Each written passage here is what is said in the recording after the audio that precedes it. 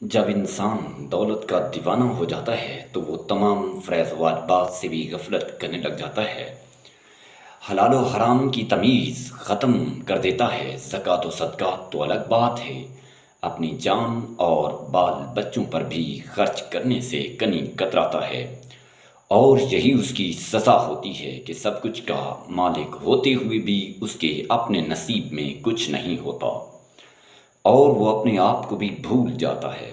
اس سلسلے میں اللہ تعالیٰ قرآن مجید میں یہ فرماتے ہیں، اور ان لوگوں جیسے نہ ہو جانا جنہوں نے خدا کو بھلا دیا تو اللہ نے انہیں ایسا کر دیا کہ وہ خود اپنے آپ کو بھول گئے، یہی وہ بد کردار لوگ ہیں۔ جبکہ سرمایہ داروں کی سوچ اور دلیل یہ ہوتی ہے کہ جو مال دولت اس کے پاس جمع ہو چکا ہے وہ اس کی اپنی بہتر حکمت عملی، عقل و دانش، محنت اور فن کا نتیجہ ہے۔ اس کے دل میں یہ خیال کبھی بھی پیدا نہیں ہوتا کہ اس میں اللہ تعالیٰ کا فضل و کرم اور رحمت و برکت بھی شامل ہے۔ یہی کچھ قارون نے بھی کیا تھا، اس کے خزانوں کی چابیاں کم و بیش 40 اونٹوں پر لادی جاتی تھیں۔